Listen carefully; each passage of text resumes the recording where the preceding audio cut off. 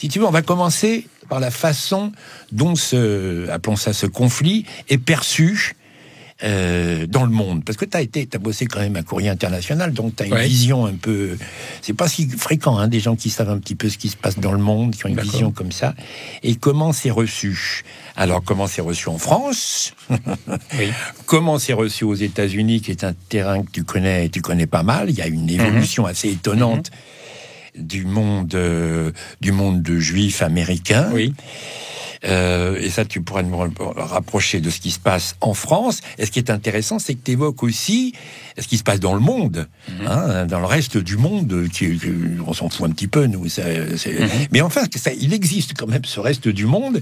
Et ce serait intéressant de savoir si aujourd'hui, s'il y avait un sondage mondial, de quel côté pencherait la balance, parce qu'on parle du Sud global. Je pense que ça dépend qui on interroge.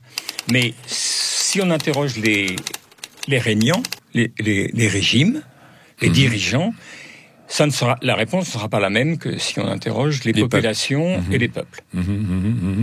Et donc, ça dépend de qui on parle. Mais pour dire les choses un peu brutalement, Israël apparaît comme une sorte d'État voyou. C'est le dernier État colonial sur Terre, un truc dans ce genre-là. Enfin, c'est ça la perception.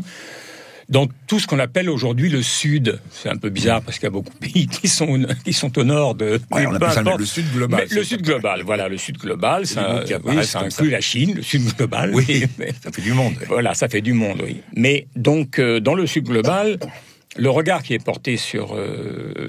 ça inclut l'Amérique latine, ça inclut l'Afrique, etc., dans les sociétés. Le sentiment, c'est que c'est un pays colonial, quoi, voilà. Et que c'est une sorte de résidu étonnant du colonialisme qui a tenu le coup, et bon. Après, il y a l'Europe et l'Amérique.